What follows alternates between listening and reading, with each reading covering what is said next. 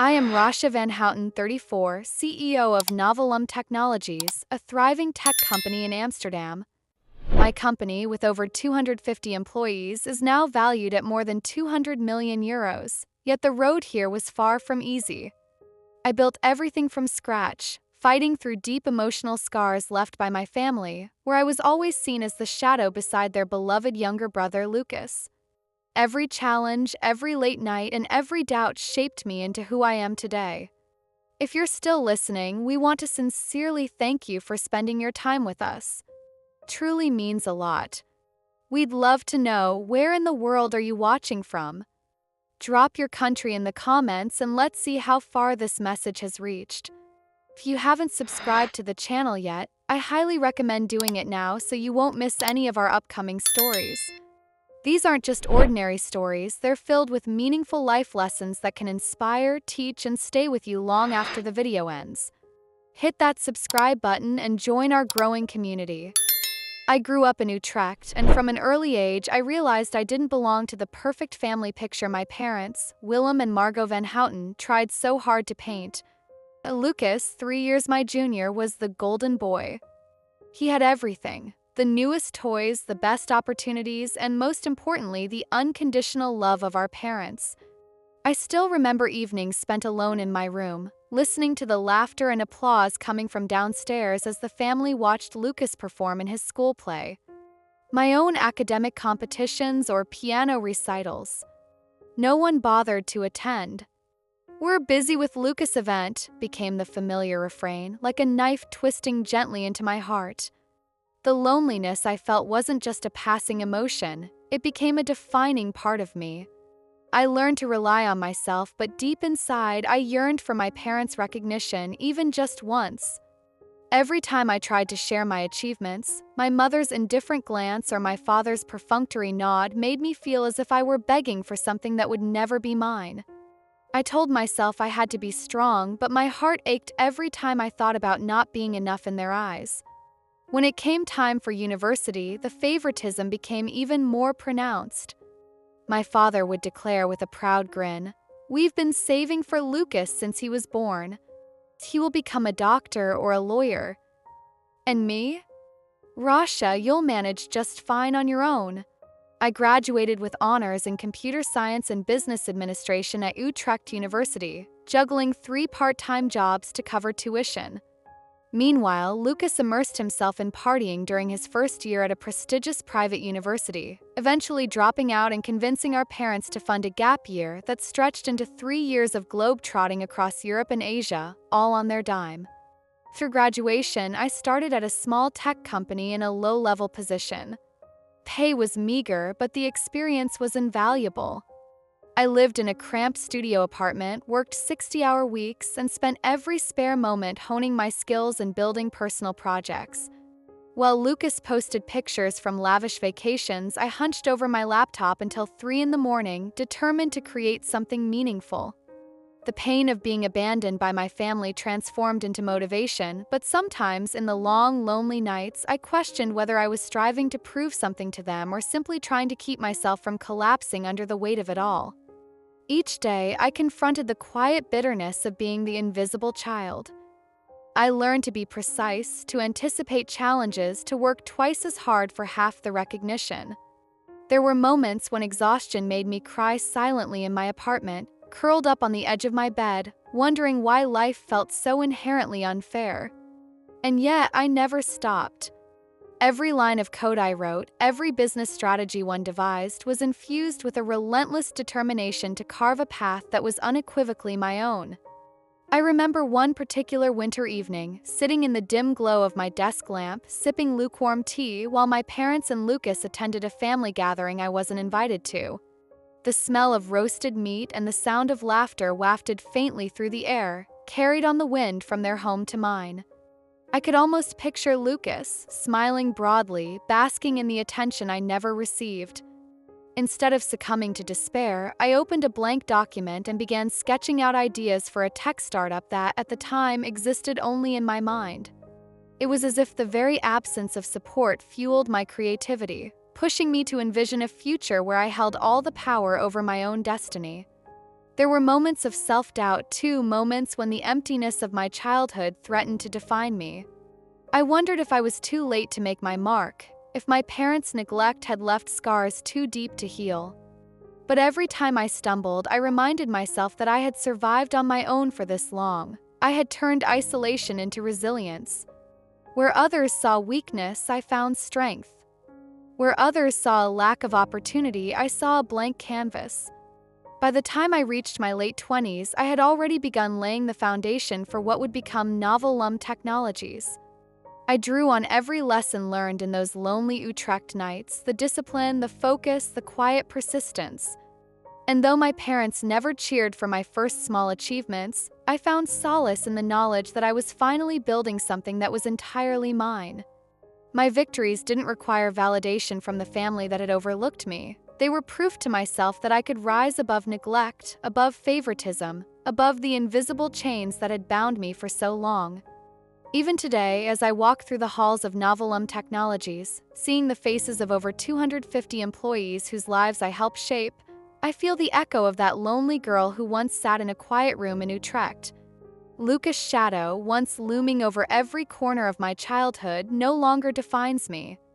And while the ache of being unseen by my parents has never fully disappeared, it has been transformed into a quiet, unshakable determination to succeed not for their approval, but for the fulfillment of my own ambition, and to prove to myself that I am enough, more than enough, even if the world once failed to notice. Every challenge I faced, every late-night coding, every struggle to survive financially and emotionally, has become a cornerstone of who I am.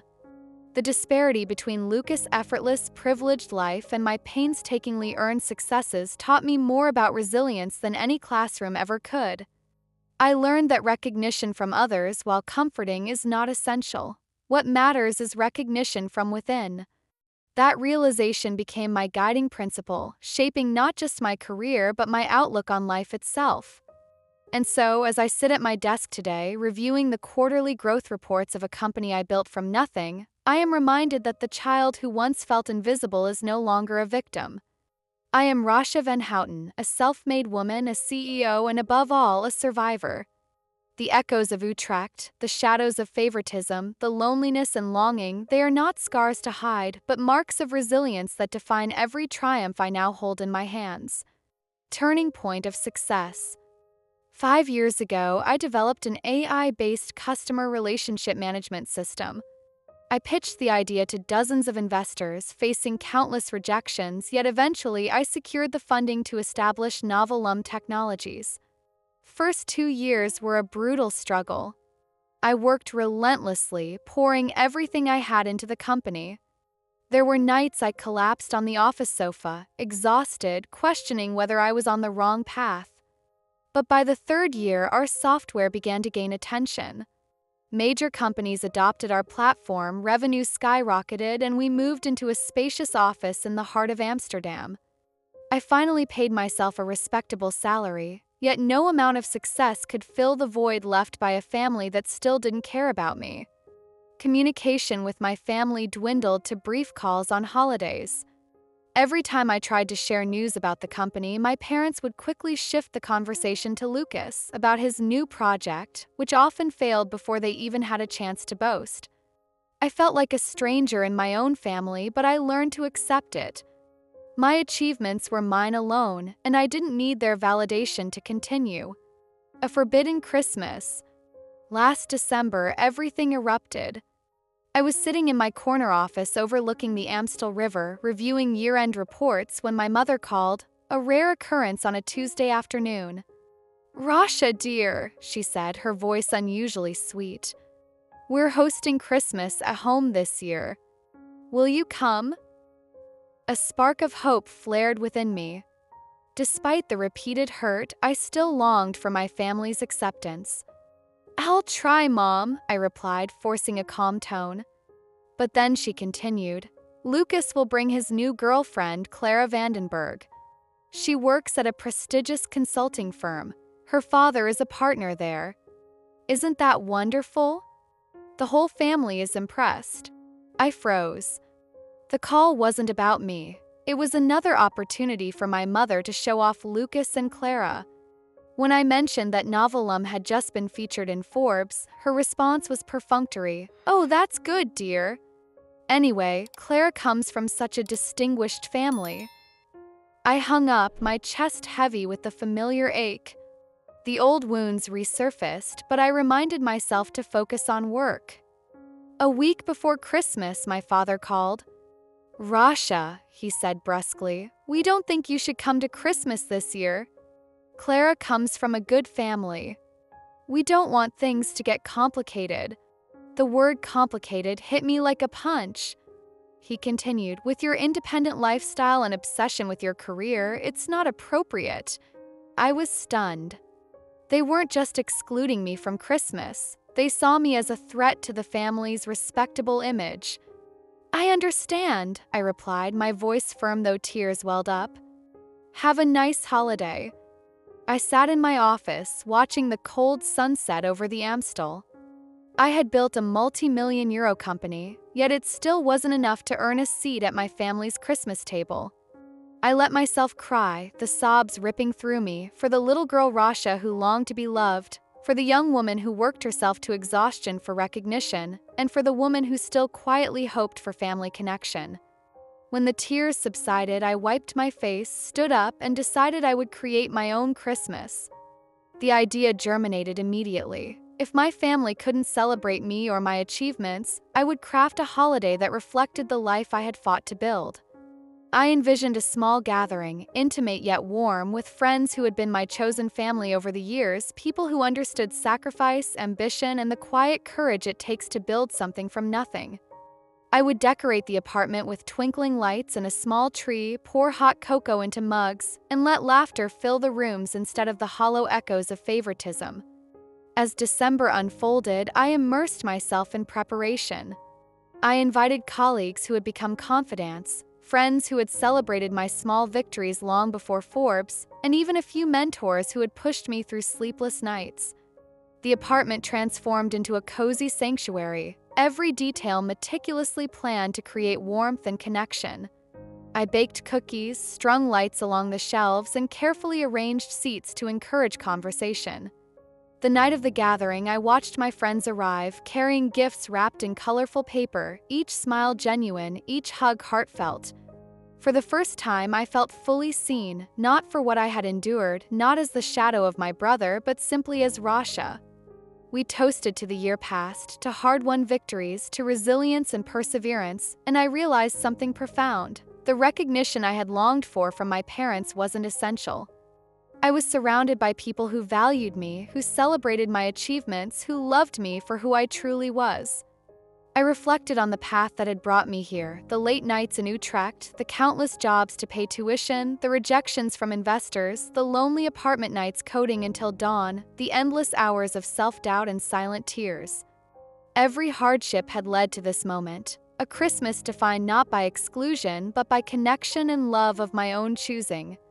That night, I allowed myself to feel a sense of triumph that had nothing to do with revenue reports or office accolades.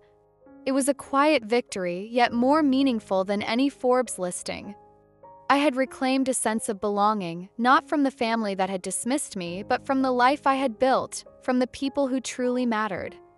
By the end of the evening, I sat by the tree, sipping hot cocoa, listening to laughter ripple through the apartment.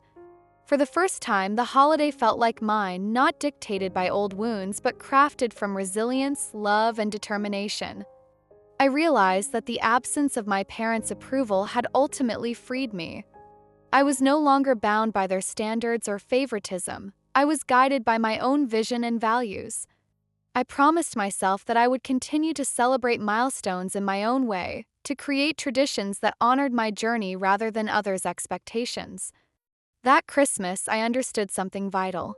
Family isn't only who you're born to, it's who chooses to stand with you, who celebrates your victories, who uplifts you when the world overlooks you.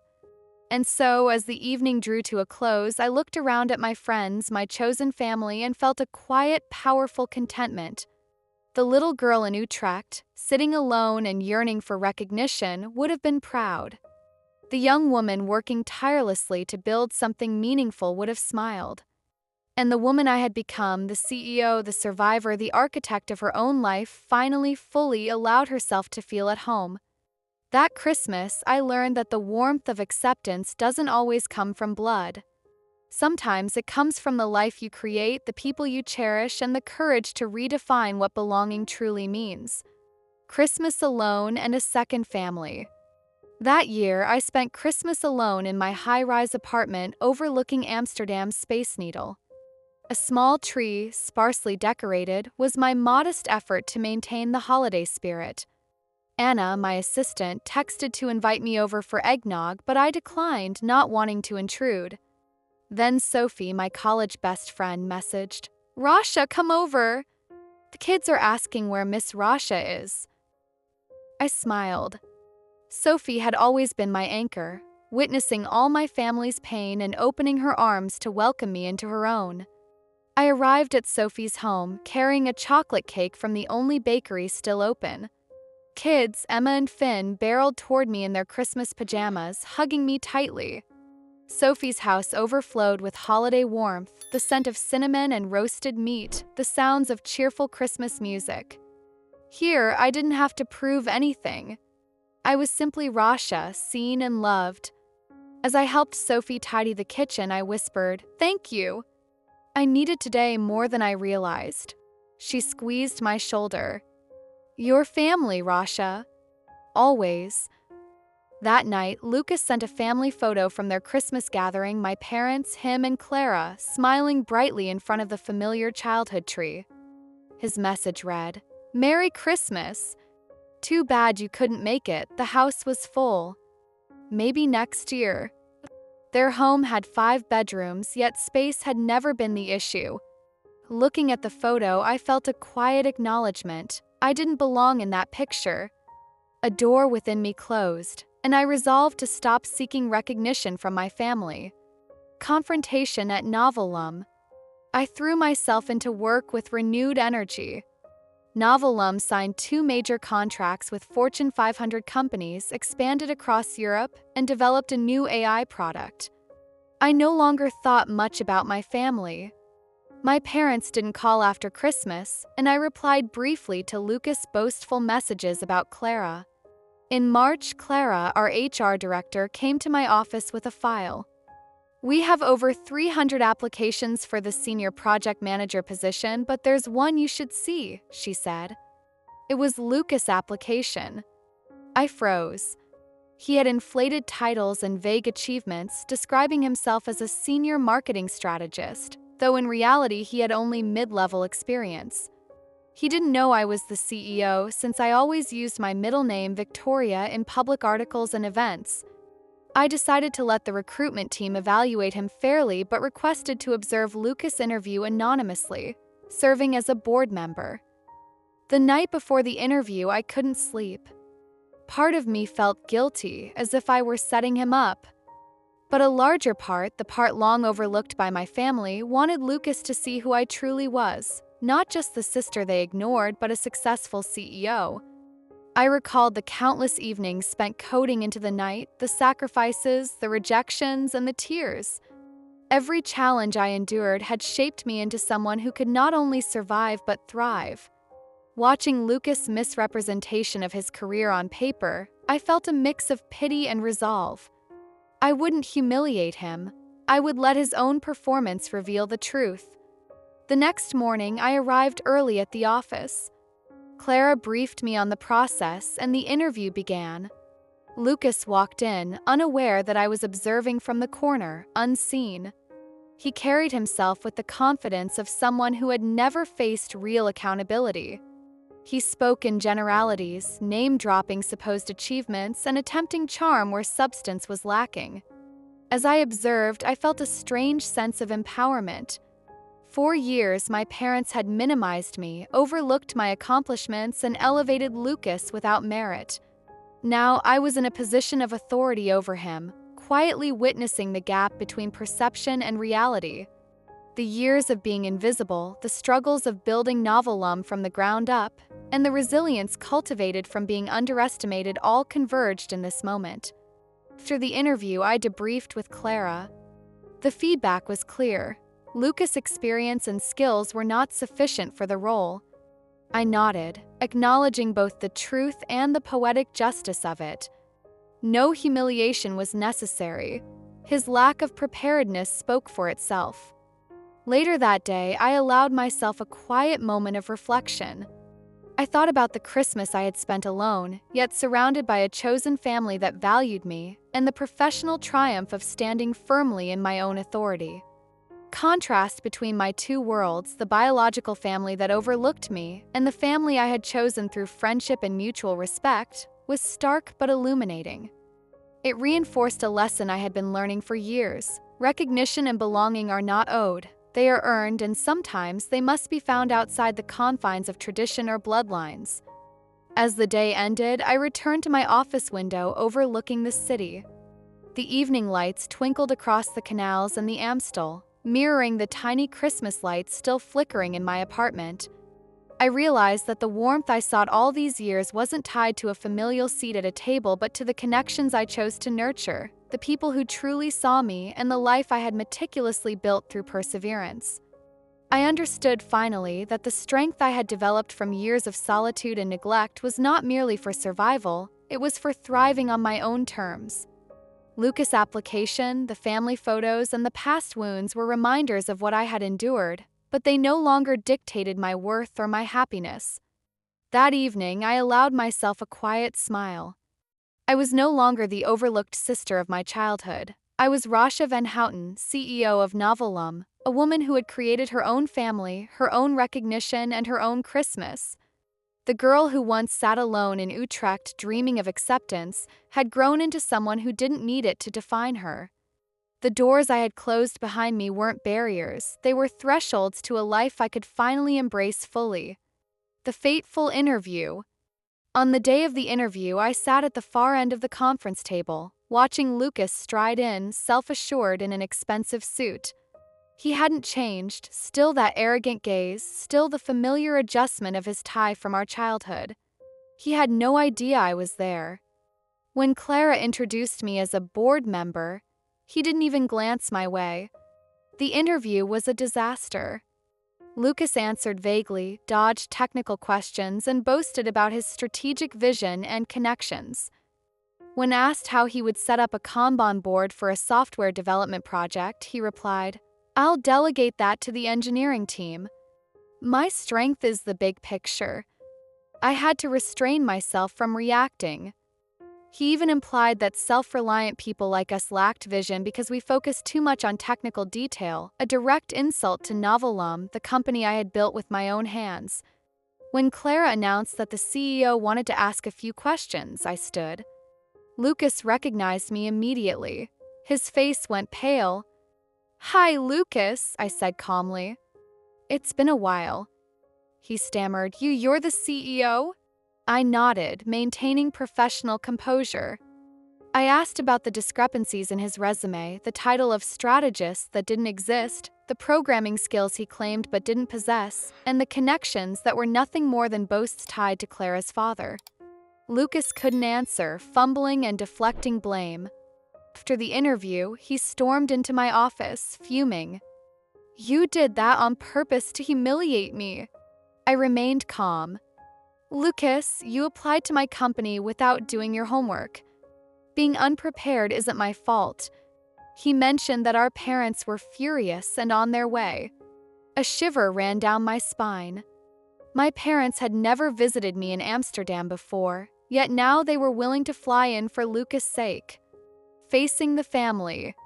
My parents entered my office, my father, Willem, with the stern expression that had haunted my childhood, and my mother, Margot, looking around the luxurious room with wide-eyed surprise.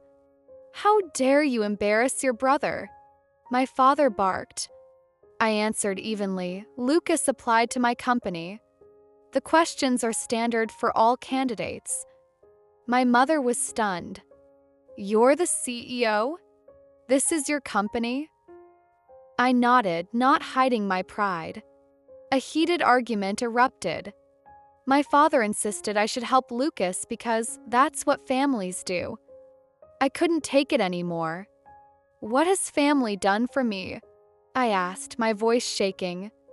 I paid for my own tuition, built this company from scratch, and you excluded me from Christmas because you feared I would embarrass Clara." The room fell silent. Lukas mumbled that he hadn't known I was banned from Christmas. I replied firmly, "Exactly. You were too busy sending family photos for me to be invited." Clara and Anna, my assistant, stepped into the room as witnesses. I explained that Novellum had a fair recruitment process and that Lukas didn't qualify for the senior role. I offered him a lower-level position in marketing, but my father called it an insult. My mother pleaded for me to put family first, and I responded, "Where is family when you never cared about me?" Eventually, my father led my mother and Lukas out. Before leaving, my mother paused and whispered, "Your office is beautiful. You've done well." It wasn't an apology, but it was the first acknowledgement I had ever received from her. A new beginning. 2 weeks later, my parents unexpectedly visited my apartment, the first time they had come to see me. They looked older, worn. My father admitted that Lukas had lost his job and that Clara had broken up with him. My mother said, "We were wrong not to see how hard you've worked, Rossia. But we were wrong to exclude you from Christmas." I was stunned. My father, who had never admitted fault, said he should be proud of me. I replied, "It's not too late to understand each other, but things must be different. I will not diminish myself to please others again." Lukas finally accepted the lower-level position at Novellum. On his first day, he arrived at my office, nervous but determined. "I want to do well, to learn properly," he said. I nodded. "Prove it with your actions, Lukas." Over the summer, he began to change, working harder even if traces of arrogance remained. My mother called frequently, asking genuinely about my work. My father was slower to engage, but he sent technology industry articles, attempting to connect.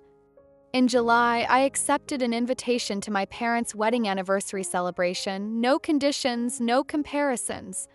As I confirmed my attendance, I realized that the painful Christmas from the previous year had been a catalyst for change. Confrontation in my office, difficult as it was, had opened the door to honesty after years of pretense. My family would never be perfect, and perhaps they never could be. But we were learning to move forward based on truth and respect.